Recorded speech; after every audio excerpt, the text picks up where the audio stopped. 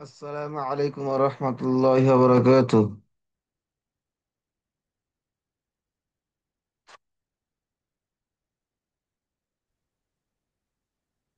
আসসালামু আলাইকুম। ওয়ালাইকুম সালাম রহমতুল্লাহ বরকাত। জি ভাই, ভালো আছেন? হ্যাঁ, ভালো আছি। জি।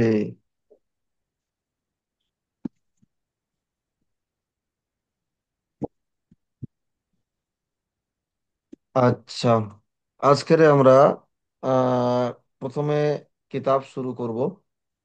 তো কিতাব শুরু করার পূর্বে কিছু কথাবার্তা বলে নেওয়া ভালো। তো দেখেন ভাই, আমরা যে আজকে থেকে ক্লাস শুরু করব, প্রথমত আমাদের নিয়তটাকে সাফ রাখতে হবে যে আমরা কোরআন শরীফ শিখবো কেন। আমরা কোরআন শরীফ শিখবো কেন, এক নাম্বার প্রশ্ন। দ্বিতীয় নাম্বার প্রশ্ন, কোরআন শরীফ শিখতে গেলে কি কি প্রয়োজন। তৃতীয় নাম্বার, আমরা যে কোরআন শরীফ শিখবো সেই কোরআন শরীফ শেখার ফজিলত অর্থাৎ গুরুত্ব বা মহত্ব কত। জি, চলেন আমরা প্রথম থেকে শুরু করি। তো আমরা যে কিতাবটি পড়বো সেই কিতাবটি আমি আপনার সামনে দেখিয়ে দিচ্ছি, আপনি দেখতে পাবেন। দেখেন, এটা হলো আমাদের কিতাব। এই কিতাবটি আমরা পড়বো। তো আজকের আমরা জানবো এই কোরআন শরীফের গুরুত্ব, মহত্ব, কেন, এই সমস্ত প্রশ্ন দিয়ে। চলেন, আমাদের প্রথম জি। প্রশ্ন আমি বলেছিলাম যে কোরআন শরীফ পড়বো কেন। কি বললাম? হ্যাঁ, আমরা কোরআন কোরআন শরীফ। শরীফ পড়বো কেন। হ্যাঁ। দেখেন, কোরআন শরীফ হোক আর চাই কোনো আমাল হোক, যে কোনো রকমের আমাল, সেটা কোরআন শরীফ পড়া হোক কিংবা নামাজ পড়া হোক কিংবা হ্যাঁ। রোজা রাখা হোক, যাই হোক না কেন, এই প্রত্যেকটা আমাল আমরা করব কিসের জন্যে? কেবলমাত্র কেবলমাত্র আল্লাহকে রাজি খুশি করার জন্যে। কিসের জন্য করব জি, ভাই? আল্লাহকে রাজি খুশি করার জন্য। আল্লাহকে রাজি খুশি করার জন্যে। জি ভাই, যে কোনো আমাল কেবলমাত্র হ্যাঁ। আল্লাহকে রাজি খুশি করার জন্য।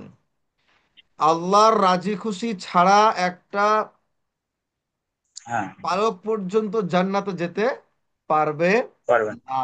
না। জি ভাই, কোরআন শরীফ পড়ে জান্নাতে যাওয়া যাবে না। কোরআন তার শরীফ মধ্যে শুনে জান্নাতে যাওয়া যাবে না।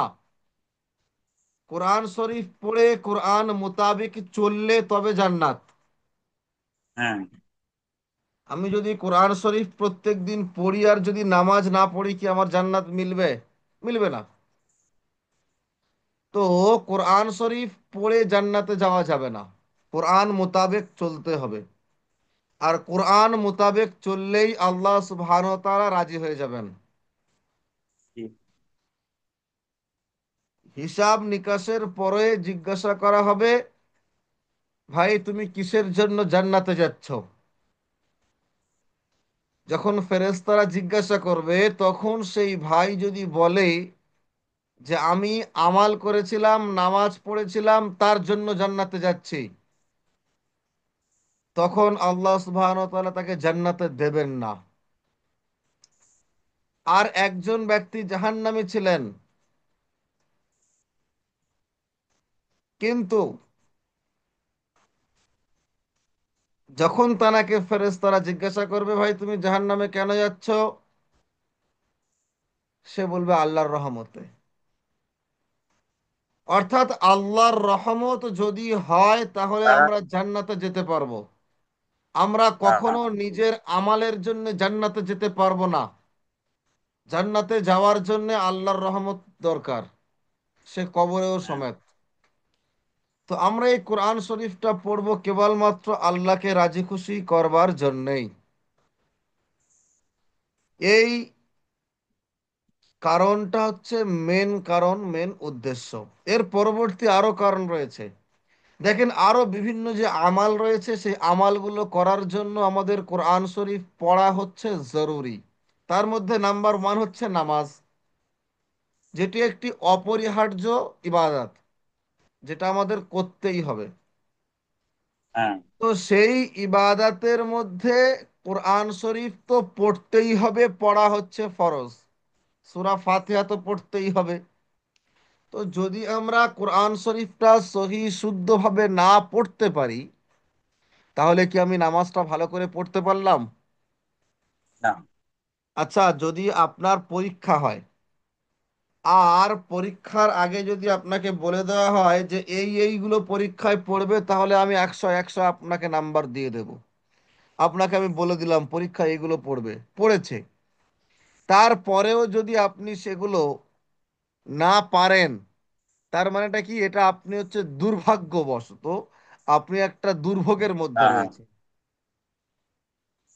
সুতরাং সব কিছু জানার পরে আমরা যে একটা কিতাব পড়তে চলেছি, যদি এই কিতাবটি আমরা না পড়ি, আমরা জানি যে আমাদের কোরআন শরীফ পড়তে হবে নামাজের মধ্যে, তারপরেও আমরা শিখতে চাইছি না, যদি এরকমই হয়, তাহলে তো সমস্যা, নাম্বার তো কমে যাবে। তো সুতরাং আমাদের উচিত হবে কোরআন শরীফ সহি শুদ্ধভাবে পড়া। আর তার জন্য আমাদের এই প্ল্যাটফর্ম, আমাদের এই একটি পরিবেশ তৈরি করা হয়েছে। তারপরে দেখেন, আমরা কোরআন শরীফ পড়ব, কোরআন শরীফ পড়ার প্রচুর ফজিলাত। প্রথমত দেখেন, আমি একটা আলিফ বলবো, একটা অক্ষর পড়লে 10টা নেকি পাবো। আপনি পড়বেন, 10টা নেকি পাবেন। আমি আপনাকে পড়িয়েছি, আমি তার জন্য 10টা নেকি পাবো। জি। তাহলে দেখেন কোরআন শরীফ পড়লে কতটা সওয়াব হয়।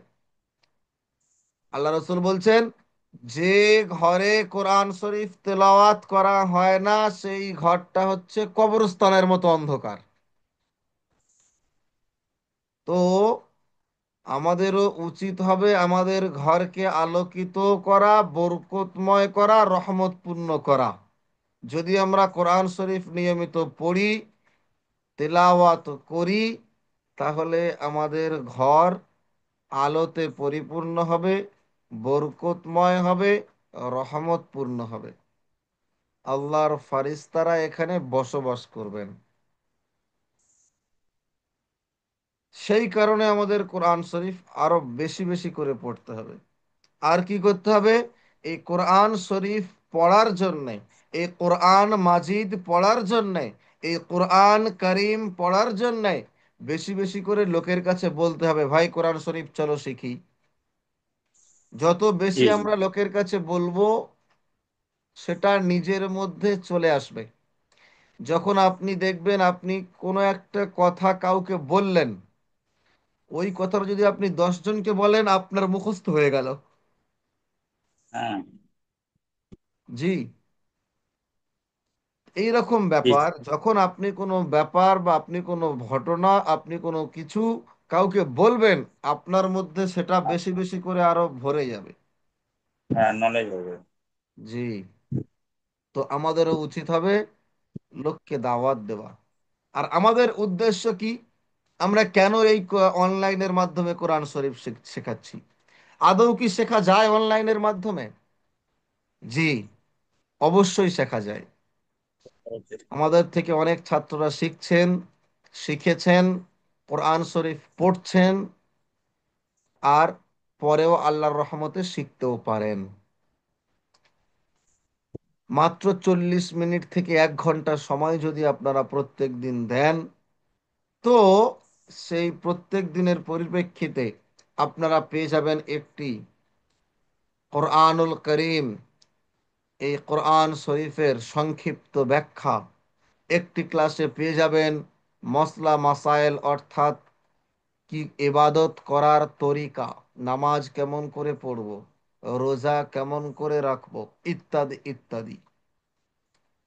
তারপরে আরো একটি ক্লাসে আপনারা পেয়ে যাবেন বিভিন্ন দোয়া ও সুন্নাত সমূহ, এই সমস্ত ক্লাসগুলো আমাদের এখানেই করানো হবে ইনশাআল্লাহ। যদি আপনি মনে করেন আমি তো বয়স হয়ে গেছে, আমি তো মাদ্রাসায় পড়তে পারবো না, আমারও জানা জরুরি হাদিসে কি বলছে, আমারও জানা জরুরি কোরআন শরীফ কি বলছে, আমি নিজে নিজে জানবো। আমি আমার ছেলের জানাজা আমি নিজেই পড়াবো, আমি আমার মায়ের জানাজা আমি নিজেই পড়াবো, আমি আমার পিতার জানাজা আমি নিজেই পড়াবো। তাহলে আমাদেরও উচিত হবে কিছুটা ইলম অর্জন করা। তো আল্লাহর জি রহমতে আমরা অনলাইনের মাধ্যমে সেটারও ব্যবস্থা করবো ইনশাল্লাহ। তো এই আমাদের সংক্ষিপ্ত আপনাকে বলে দিলাম এই সংক্ষিপ্ত কিছু কথা। তো আশা করছি কথাগুলো বোঝাতে পেরেছি। তো সেই পরিপ্রেক্ষিতে আমাদের এখানে কিছুদিনের মধ্যেই একটি ব্যাচ লঞ্চ হবে। সেই ব্যাচটি হচ্ছে মহিলাদের ব্যাচ, খুবই তাড়াতাড়ি। তো এই মহিলাদের ব্যাচ লঞ্চ হবে। বা মহিলা শিক্ষকও রয়েছেন, শিক্ষিকা রয়েছেন। মহিলা শিক্ষিকা দিয়েও পড়ানো হবে, পর্দার সহিত তো পড়ানো হবেই হবে, ভিডিওগুলো তো ইউটিউব করা হবেই না, এমনি পড়ানো হবে। যাতে আমরা চাই যে সমস্ত ভাইরা পিছিয়ে আছেন ভয়ের জন্যে, যে আমার মেয়েকে বাইরে পড়তে পড়তে পাঠালে, আমার বিবিকে বাইরে পড়তে পাঠালে পর্দার হানি হবে, মানুষজন ছেড়ছাড় করবে, সমস্যার সৃষ্টি হবে, সেগুলো থেকে নিরাপদ থাকার জন্যে আমরা এখানে মেয়েদেরকেও ক্লাস করানোর ব্যবস্থা করছি, যাতে করে তারা কোনো রকমের কোনো বিভ্রান্তির মধ্যে না পড়ে, কোনো রকমের কোনো সমস্যার মধ্যে না পড়ে। জি ভাই, চলেন আজকের আমরা শুরু করব প্রথম সবক। তো আজকের আমাদের এই গুটি কয়েক কথা কোরআনের মর্যাদা সম্পর্কে কিছু কথা বললাম। আরো একটি বিষয়, আমরা যখন ক্লাসে বসবো সর্ব অবস্থায় চেষ্টা করব যেন মাথায় একটা টুপি থাকে, খালি গায়ে যেন না বসি, গায়ে অন্তত কিছু একটা কিছু একটা দেওয়া। আর আরো একটি কথা সেটা হচ্ছে এই, যেন অজু করে বসি, আর বসে বসে যেন ক্লাস করি, যেন না শুই। এগুলো হচ্ছে কোরআন, যেহেতু পৃথিবীর সর্বশ্রেষ্ঠ কিতাব, সবচাইতে বড় কিতাব, এর উপরে কোনো কিতাব হয়নি, হবেও না। তো এই কোরআন জি শরীফের সম্মানার্থে, এই কোরআন শরীফের মর্যাদা রক্ষার্থে, এই কোরআন শরীফকে সম্মান জানাতে আমরা শুয়ে শুয়ে ক্লাস করব না, আমরা খালি হ্যাঁ গায়ে হ্যাঁ ক্লাস করব না, খালি মাথায় ক্লাস করব না, বিনা অজুতে ক্লাস করব না, ইত্যাদি ইত্যাদি। ঠিক আছে? জি একটা একটা কথা বলবো জি। বলেন। বলছি যে কাল রাত থেকে পায়খানার বমি হচ্ছে। আজকে এত পরিস্থিতি যে আমি তবু ক্লাস আমি যে না আজকে প্রথম জানিয়ে দিই, কাল থেকে পুরো মোকাম্মল যে টাইম ওই টাইমে থেকে ওই আচ্ছা টাইম আচ্ছা, করবো। ওষুধ ওষুধ কোনো খেয়েছেন? ওষুধ বাথরুম খেয়েছেন? বাথরুম হ্যাঁ। ওষুধ খেয়েছেন? ওষুধ এই তো সকালে হলো না, রাত থেকে অটোমেটিক মানে এত অম্বল অ্যাসিডিটি হয়ে গেছে কি বলে বোঝাতে পারছি না। খালি ওষুধটা মনে খাওয়া হচ্ছে যেন উচিত এখন ছিল। বমি হবে। আর তো সকালবেলায় তো এমনি ওই ইয়ে নেই তো, দোকান খুলিনি না, 8টার আচ্ছা নিচে তো আচ্ছা, দোকান খুলবে না। হ্যাঁ। ঠিক আছে, তাহলে তো আজকের আজ এই পর্যন্তই থাক। হ্যাঁ আমরা ঠিক।